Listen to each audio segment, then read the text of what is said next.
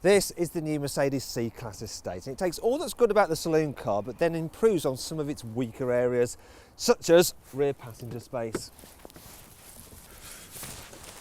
Right then, the problem with the saloon is that the sloping roofline means that headroom is tight, but here in the estate, even though we've got the optional panoramic sunroof, well look, I'm sitting up straight and I'm fine. For reference, I'm 179 centimetres tall.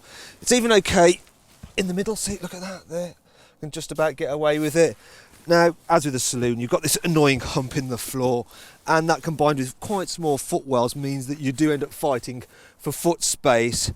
But if I sit back again, knee room is good. So yeah, this car is better in the back than the saloon. Obviously, the main reason to buy the estate car is for improved load lugging capabilities, and all C-Class estates get a powered tailgate, and if you look quickly, you can see that the parcel shelf, it actually moves up out of the way. There you go. If you look in here, you'll see it also includes a net there, so if you need to carry your Labrador, then your brake suddenly doesn't come crashing through the windscreen, so that's nice and useful.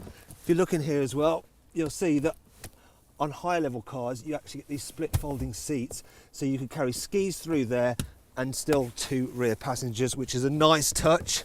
Another thing I should point out about this car is if you look at the actual boot size, there you go.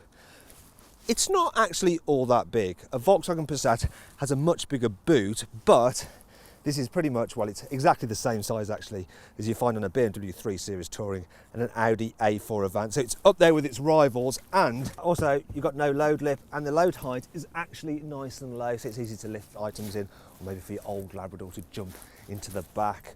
Another feature I like is this, look, you just lower the rear seats by a flick of a button there, and if you are at the back seat, there's another one over this side. Actually, I need to be over here, don't I? But there, I can still demonstrate it from here. Now, if you notice, the low floor is pretty much completely flat, so it's easy to slide heavier items into the back of the car here. And you're probably wondering what these things are. Look at this. What are these for? I don't know. Well, actually, let me show you. It took me a while to figure it out, but I got there in the end. You can put the parcel shelf in there, and then, look, you can use that net again. So I don't know, if you want to carry 4 Labradors and you don't want them leaping into the front of the car, that's a nice feature. You've also got some handy tie down hooks there, and there's more here, hooks there, which you could obviously tie your dog's leads to if you wanted to. And you're probably wondering, what is under here? Well, is it going to have a spare wheel? No, it doesn't. There's no spare wheel on this car. It's all that kind of repair goop and compressor stuff. And I wonder what this is. Look.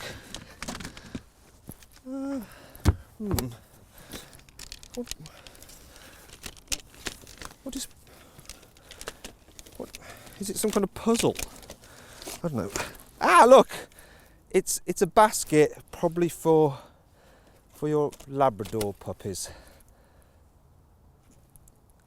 That's the end of the dog jokes, I promise. In-car storage is pretty good for this type of car. There's room for a 2-litre bottle in the glove box and the front door bins. There's also some more storage in the centre console and under the armrest.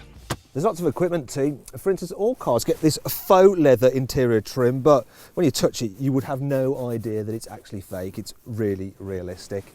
They also get this large infotainment screen. You've got climate control, of course. There's DAB digital radio. You also get rain sensing wipers. You get automatic headlamps. There's a reversing camera. But I reckon you should upgrade to the sport model, because then you get all-round parking sensors. You also get some larger alloy wheels and some nice bits of extra trim, which make the car look even posher. These help lift the cabin further, and overall the C-Class estate just feels that little bit more luxurious to sit in than its rivals.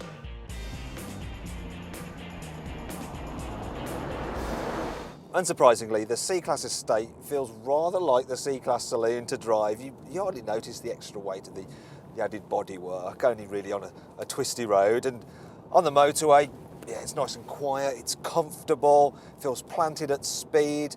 And if you want, you can actually upgrade the suspension to optional air suspension, which is something you normally only find on limousines. In terms of engines, there's a choice of petrol power, a pricey hybrid diesel and normal diesels, which are actually the best bet. The 2.1 litre 4-cylinder diesel in this C220 CDI is fast and frugal according to Mercedes. They say it'll do 0 to 62 miles an hour in 7.6 seconds and return, in the case of this automatic, 64.2 miles per gallon. Now I've been cruising along at motorway speed, so around 70 miles an hour, and it's averaging 42 miles per gallon, more than 20 miles per gallon shy, which is, it's okay, but it's not great, is it? The biggest problem with this engine is that it's rather rough and noisy compared to the 2-litre diesel you can get in an Audi A4. Also, the manual gearbox. Yeah, it's not very good. The shift's all springy, and I think you need the automatic on a car like this. And it's okay, but it's not quite as slick as the auto you get on a BMW 3 Series Touring. Speaking of which, the multimedia system in this with the swivel wheel and the touchpad, I just don't think it's quite as intuitive to use on the move as the BMW's iDrive system.